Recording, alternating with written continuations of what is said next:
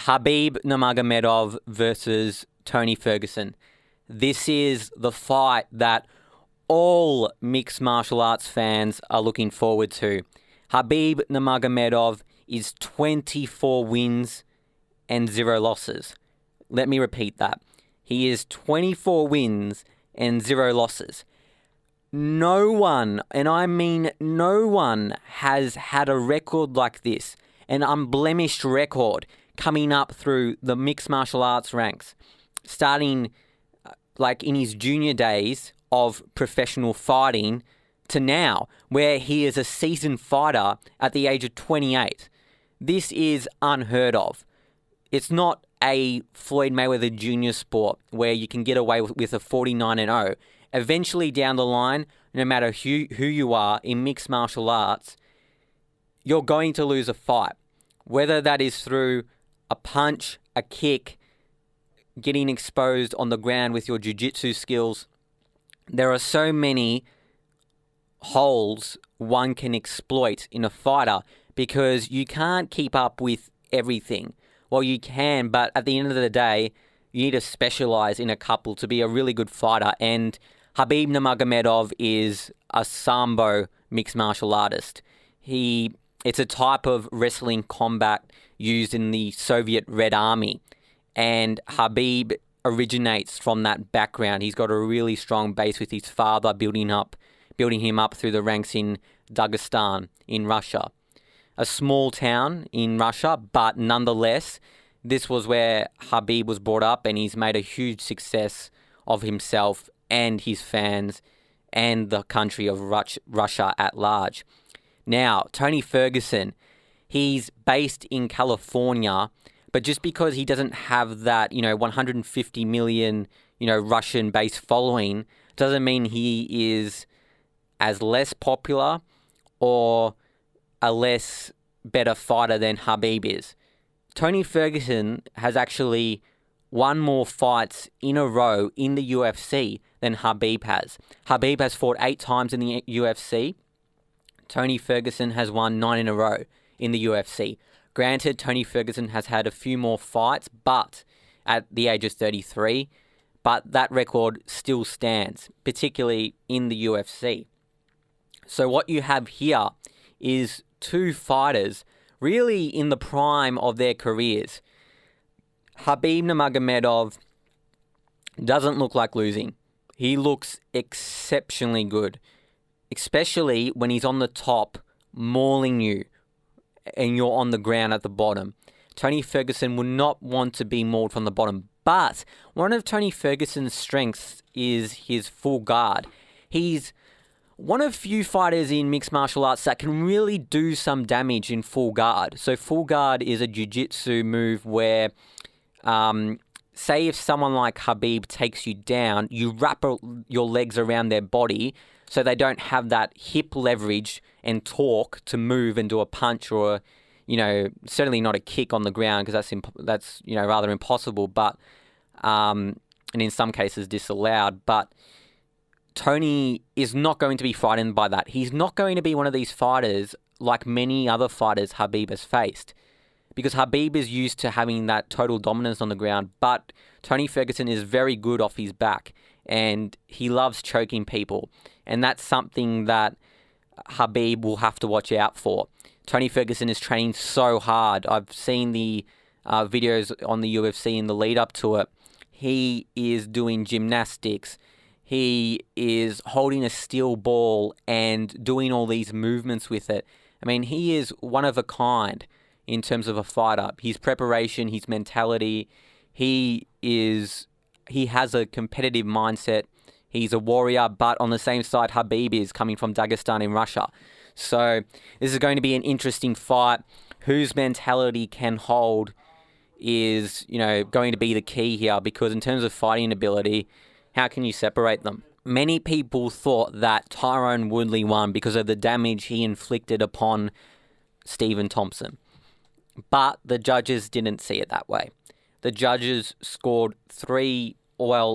they scored it evenly between the fighters at the end of the day. Obviously, respective judges have their different scoring systems, there's 3 judges, but at the end of the day, they all collate one whole collective judgment. And it was weird in the first fight because they made a mistake. They said that Tyrone Woodley won, and then they rushed back to announce that it was actually a draw. So this is something you hope won't happen in the future, especially with such a high-level, high-stakes fight. I mean, that would have been horrible if Tyrone Woodley had his hand raised, only to have it back down and told he lost the fight. That would have been an absolute disaster. But thankfully, that hasn't happened after the Tyrone Woodley and Stephen Thompson fight, to my knowledge at least, because you don't want that to happen again. At least his hand wasn't put down as the loser, the final decision. So this is a technicality which the fighters can't control. They can't control, but what they can control is how much damage, how much octagon control they can do to their opponent. Different judges, even though they say they judge on the same rubric, it's similar to an English exam in the sense that it's subjective. You're looking at the fight and you're saying, which fighter do I think has the most control here? But hang on, the other fighter might be doing more damage. So who wins, the guy with more control or the guy with the most damage? The key here is whoever has a balance of both. And there's no doubt some rounds are hard to judge. There is no doubt in my mind. But these judges are getting paid for a reason, and they're not the people putting their bodies on the line to entertain the crowd and the fans. So the judging needs to be sharpened up. It's been a well-known fact for a while now that the MMA judging system is flawed. And Dana White, the president of the UFC, always says to his fighters, make sure you try and finish the fight. Don't make sure you try and finish the fight. Don't leave it to the judges. And that's important. So what are we going to see here in the rematch? Stephen Thompson got a lot of damage, but he also had a good reach advantage over Tyrone. He's about a good 2 inches taller than Tyrone is, but Tyrone's a bit stronger. So it's kind of a strength versus reach matchup. It's whoever can utilize their strengths the most is going to be the most effective method of strategy, in my opinion, because Tyrone can't produce the reach that Stephen has, and Stephen Wonderboy Thompson, for all the training he can do, is not going to possess the athletic capability of Tyrone Woodley. So this is a very hard matchup to tip. If I had to tip one, I'd pick Tyrone. I think he's just super strong for that welterweight division. He cuts a lot of weight. We're talking 30 pounds to get to 175. And, you know, that's a hard weight cut. So he's a big guy despite not having the reach advantage Stephen does. True to the show's name, above the octagon, we're going to look outside of that. And for a good reason. The commentary team in the UFC is changing. This was never heard of. Previously, it was with Joe Rogan and Goldberg. Those were the two staples of UFC pay-per-view shows.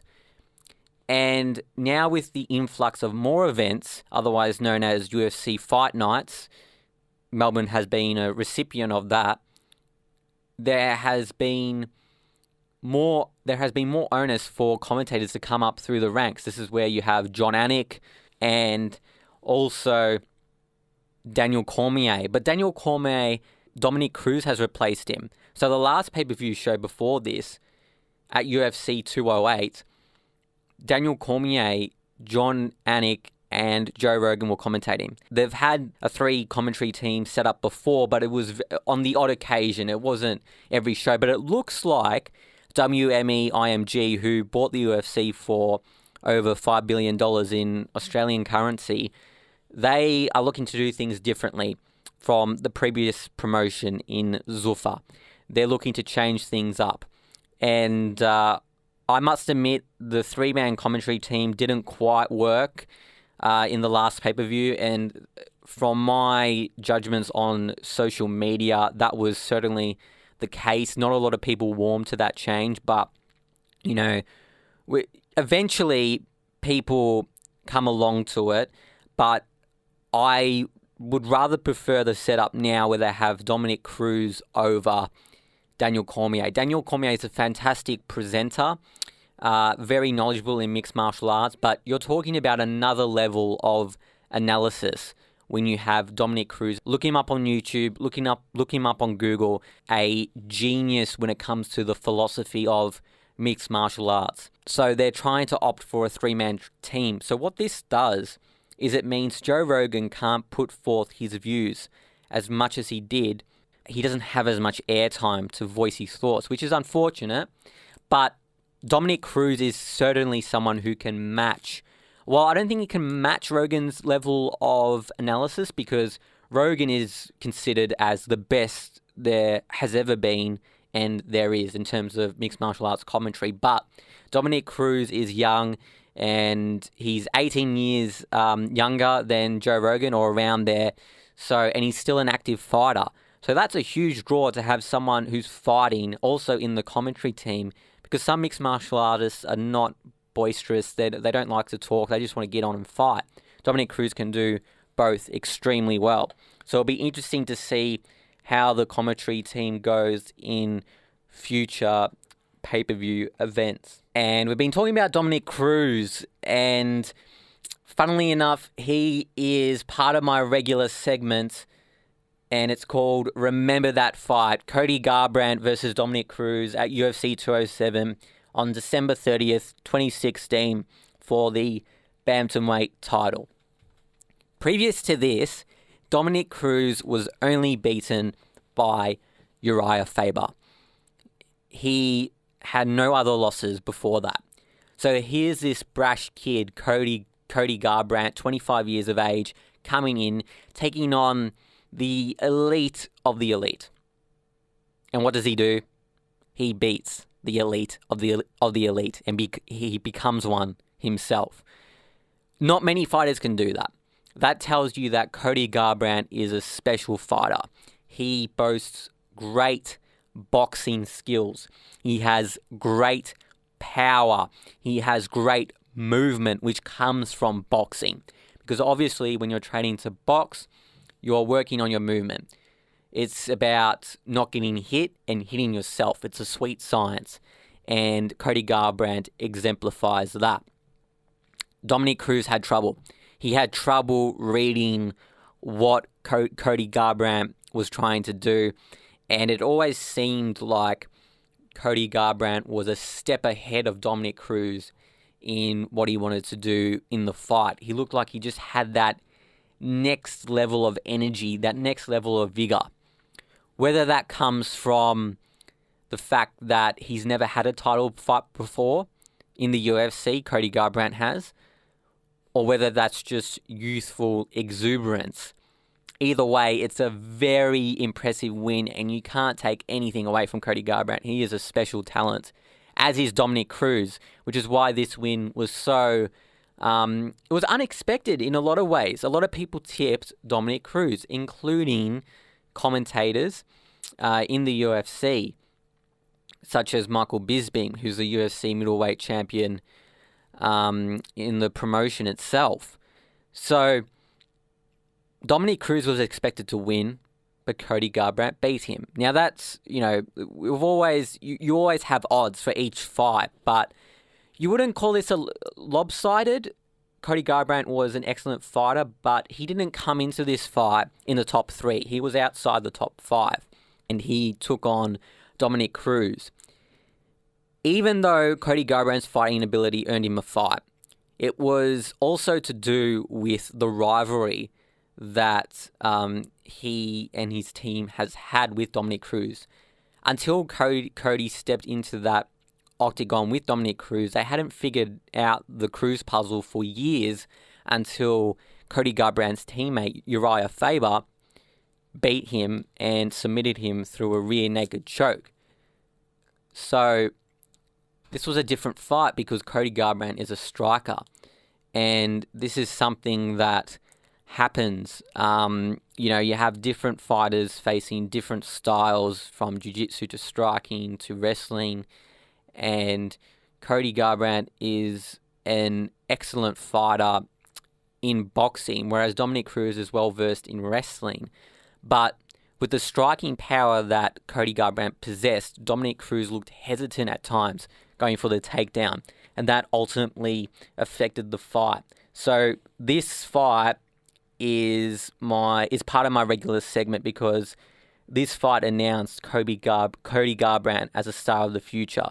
And Stipe Miocic and Junior Dos Santos are booked in for the heavyweight belt scheduled for UFC 211 in May, held at Texas. Stipe Miocic's last fight was with Alistair Overeem, and that was actually the debut of CM Punk. CM Punk is well known to WWE fans, and CM Punk lost quite convincingly to Mickey Gall. This fight was watched by many people, the Alistair Overeem and Stipe Miocic fight. And what a main event it was. Sometimes, despite the UFC trying to prevent it, main events can be lackluster. And sometimes you can have the undercard which outperforms the top card. This one, though, was not the case. Alistair Overeem has a great striking base. He's obviously a Grand Prix champion, and he's one of the most feared heavyweights in the world. His kicks to the body, his punches, his stand-up game is quite flawless in a lot of ways. Whereas Stipe Miocic had really good boxing, and this certainly helped Alistair to kind of overpower Stipe in some instances. But with a heavyweight fight, it's often just one punch, one kick, and the other fighter is on the ground or hurt. It can be as simple as that. And this was the case here. Alistair hurt. Stipe looked like he was going to be the heavyweight champion of the world, something he hasn't achieved in the UFC promotion, but despite all his accolades. And Stipe caught him later. He recovered and caught him later. It just tells you about the strengths that these heavyweights possess. You talk about moving up in weight. Conor McGregor's an exemplifier of that, going from 145 to 170 to fight Nate Diaz 2 times. To go up from light heavyweight to heavyweight, there is a 60-pound difference. A 60-pound difference. You heard that right. And the UFC don't have another weight class on top of the light heavyweight division in between heavyweight and light heavyweight. The thing here, though, with implementing different weight classes is that it can eliminate the star power of a respective division. But once you build it up, similar to the bantamweight division on the women's side they've just created this year, you need to give it time. You need to give it time to grow. And, Ronda Rousey, but with Ronda Rousey's star power and pure fighting ability, she put women's MMA on the map. And now women's MMA is very much respected alongside the men's, which is great because mixed martial arts is a sport for both boys and girls, no matter your gender, definitely no matter your culture. It brings people together. Brazilians, it defies language barriers because it's about fighting. But at the end of the day, it's about a fighter going in there to fight, training your hardest. This is something that Stipe and Junior Dos Santos coming up in May will have to do. Stipe will have to try and combat Junior Dos Santos's boxing power. He possesses great knockout power. And if he does that and beats him for speed, Stipe is certainly the favourite of the fight in Texas.